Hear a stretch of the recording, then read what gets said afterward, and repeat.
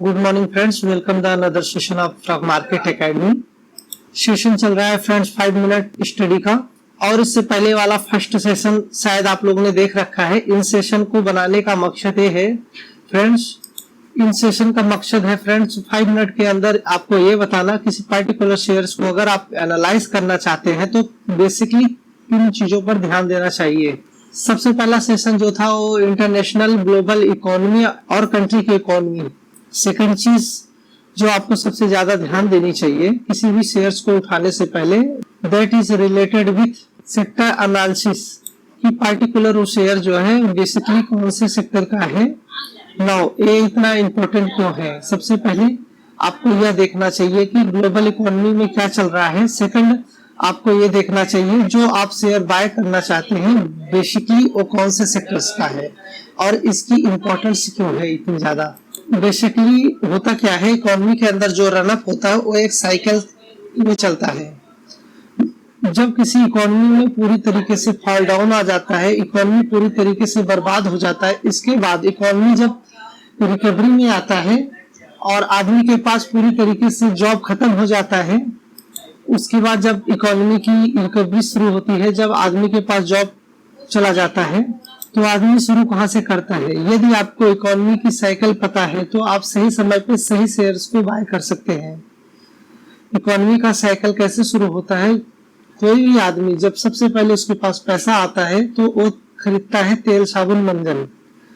जब आदमी के पास पैसा होता है तो वो सबसे पहले अपना बेसिक जरूरतें पूरी करती है, तेल साबुन मंजन होता है उनका। ये सारी चीजें आती हैं एफएमसीजी के अंदर। सेकंड चीज जो खरीदता है फार्मा। तेल साबुन मंजन के बाद आदमी दवाइयां खरीदता है। तेल साबुन मंजन और दवाइयां, ये तेल साबुन मंजन और दवाइयां ये सब चीजें जो है आदमी की बेसिक जरूरतें होती है, और इनमें से फार्मा सेकेंडरी होती है और फर्स्ट एफएमसीजी होती है। एफएमसीजी को हमेशा डिफेंसिव सिस्टम कहते हैं, एफएमसीजी को हमेशा डिफेंसिव सेक्टर कहते हैं। कोई चीज चले या ना चले, एफएमसीजी चलेगा। जब आदमी के पास तेल साबुन मंजन से ज्यादा का पैसा होता है तो सबसे पहले टू व्हीलर खरीदना शुरू करता है। एफएमसीजी के बाद जब सेकंड सेक्टर चलना शुरू होता है वो है ऑटो सेक्टर।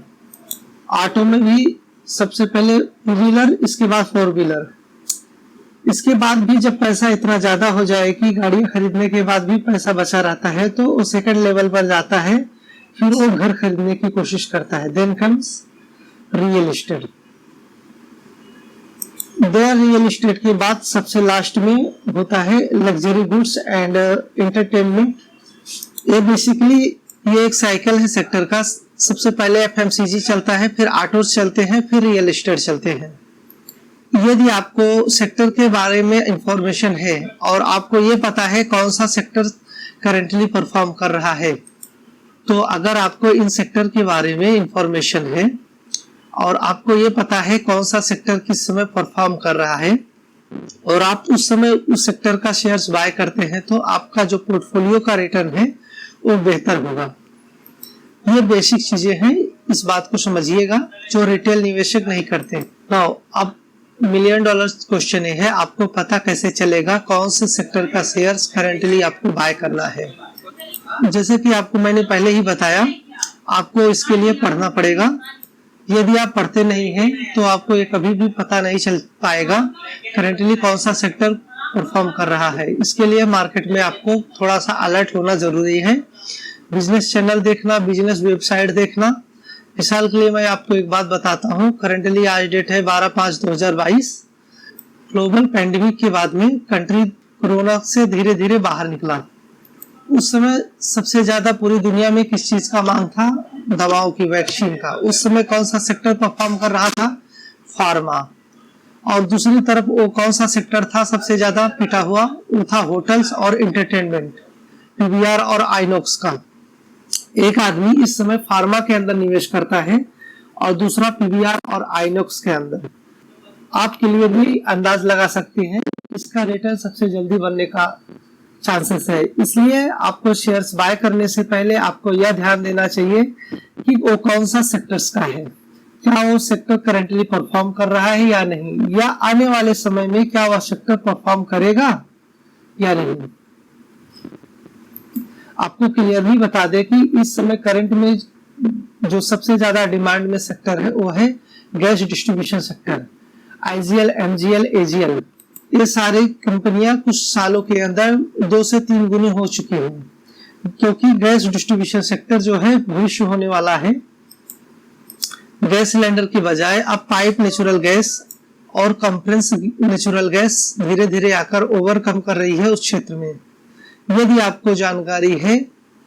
दूसरी क्या है, मोबाइल बेस्ड डिपेंडेंसी है जो लोगों का, वो ज्यादा बढ़ रहा है। जो कंपनियां मोबाइल बेस्ड सर्विसेज देती हैं, इस सेक्टर के अंदर अगर आप कंपनी चुनते हैं तो आपके पोर्टफोलियो का जो परफॉर्मेंस है वो कहीं बेहतर होगा, बजाय आप ऐसी सेक्टर चुन ले जो कहीं परफॉर्म नहीं कर रहा है।